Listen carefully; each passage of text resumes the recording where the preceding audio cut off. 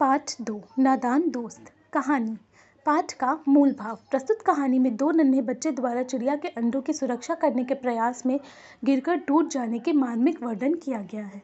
सीखने के प्रतिफल, लर्निंग आउटकम्स। चारों कौशलों का विकास होना, हमारे द्वारा दूसरों को कष्ट ना हो इसके बारे में जानना, मौखिक, बहुविकल्पीय, लिखित एवं मूल पारक प्रश्नों के उत्तर देना, सही गलत कथनों पर निशान लगाना। केशव के घर कॉर्निस के ऊपर एक चिड़िया ने अंडे दिए थे। केशव और उसकी बहन श्यामा दोनों बड़े ध्यान से चिड़ियों को वहां आते जाते देखा करते थे। दोनों सवेरे ही आंखें मलते मलते कॉर्निस के सामने पहुंच जाते तथा चिड़ा और चिड़िया दोनों को वह बैठे पाते। उन्हें देखने में दोनों बच्चों को न मालूम क्या मज़ा मिलता। दूध और जलेबी की सुगंध भी न रहती थी। दोनों के दिल में तरह तरह के सवाल उठते रहते। अंडे कितने बड़े होंगे, किस रंग के होंगे, कितने बच्चे होंगे, उनमें से बच्चे किस तरह निकल कर आएंगे, बच्चों के पर कैसे निकलेंगे, घोंसला कैसा होगा। लेकिन इन बातों का जवाब देने वाला कोई ना था। ना अम्मा को घर के काम धंधों से फुर्सत थी और ना बापूजी को पढ़ने लिखने से। दोनों बच्चे आपस में ही सवाल जवाब करके अपने दिल की तसल्ली दे दिया करते थे।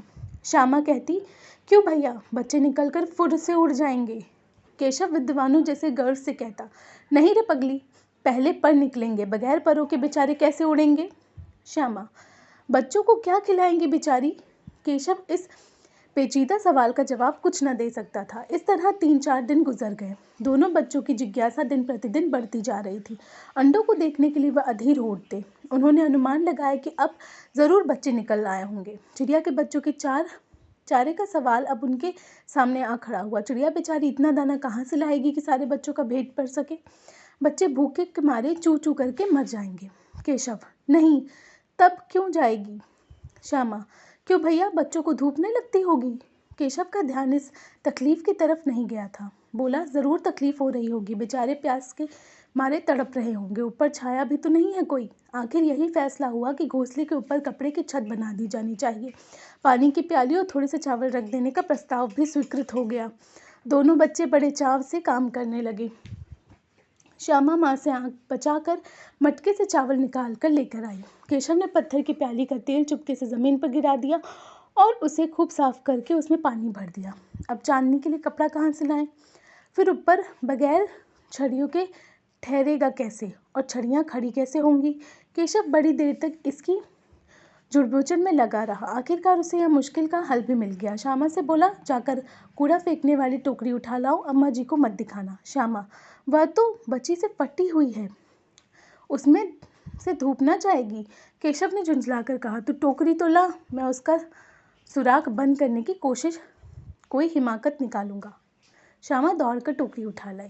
केशव ने उसके सुराख में थोड़ा सा कागज़ ठूस दिया और तब टोकरी को एक टहनी से टिका कर बोला, देख, ऐसे ही घोंसले पर उसकी आड़ कर दूंगा तो कैसे धूप आएगी। श्यामा ने दिल में सोचा, भैया कितने चालाक हैं।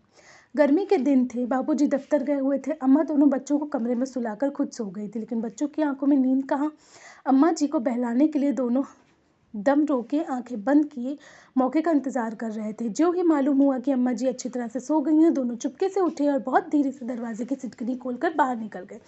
अंडों की हिफाजत की तैयारियां होने लगी। केशव कमरे में एक स्टूल उठा लाया, लेकिन जब उससे काम न चला तो नहाने की चौकी लाकर स्टूल के नीचे रखी और डरते डरते स्टूल पर चढ़ा। श्यामा दोनों हाथों से स्टूल पकड़े हुई थी। स्टूल चारों टांगों बराबर न होने के कारण जिस तरफ ज़्यादा दबाव पाता, ज़रा सा हिल जाता। उस वक्त केशव दोनों हाथ से कॉर्निस पकड़ लेता और श्यामा की दबी आवाज़ में डांटता, अच्छी तरह पकड़ना, वरना मैं उतरकर बहुत मारूंगा। मगर बेचारी श्यामा का दिल तो ऊपर कॉर्निस पे था। बार बार उसका ध्यान उधर चला जा रहा था तो हाथ ढीले पड़ जा रहे थे। केशव ने जो ही कॉर्निस पर हाथ रखा, दोनों चिड़िया उड़ गए। केशव ने देखा कॉर्निस पर थोड़े तिनके बिछे हुए हैं और उन पर 3 अंडे पड़े। जैसे घोंसले उसने पेड़ पर देखे थे, वैसा कोई घोंसला नहीं था। श्यामा ने नीचे से पूछा, बच्चे हैं भैया। केशव, 3 अंडे हैं, अभी बच्चे नहीं निकले। श्यामा, ज़रा हमें दिखा दो भैया, कितने बड़े हैं। केशव, दिखा दूंगा, पहले ज़रा चितले ले आओ, नीचे बिछा दूं, बेचारे अंडे तिनके पर पड़े हैं। श्यामा दौड़कर पुरानी धोती फाड़कर एक टुकड़ा ले आई।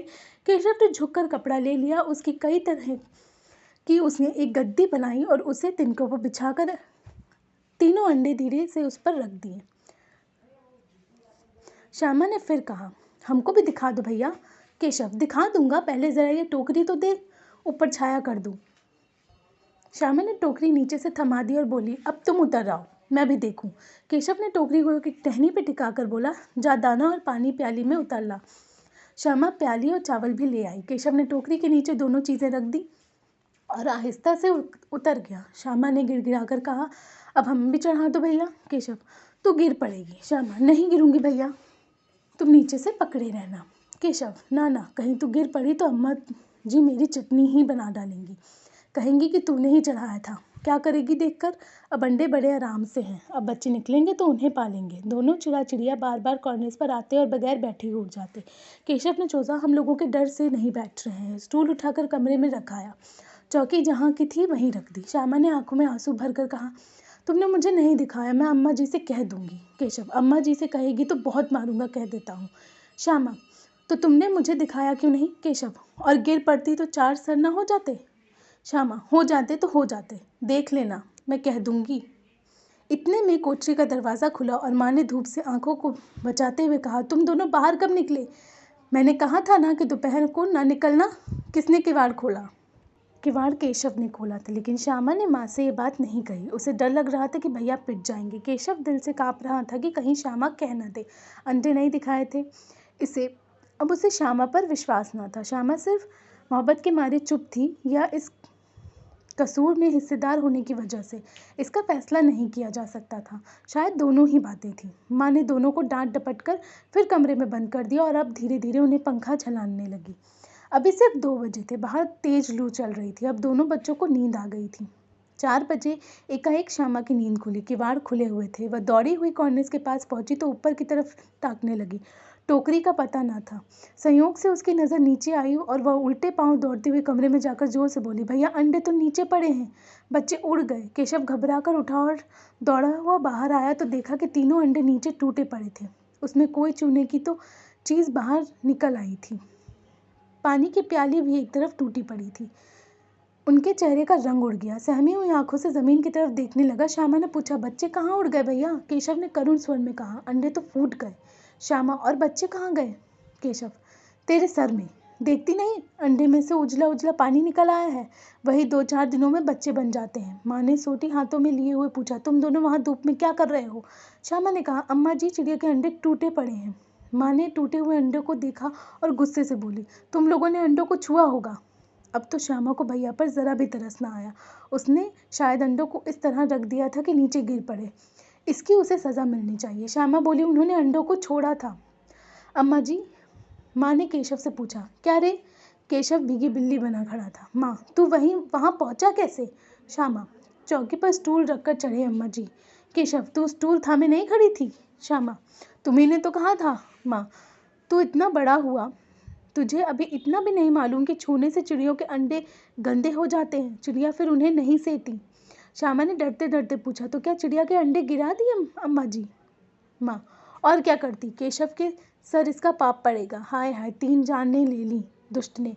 केशव रोनी सूरत बनाकर बोला, मैंने तो सिर्फ अंडों को गद्दी पर रख दिया था अम्मा जी।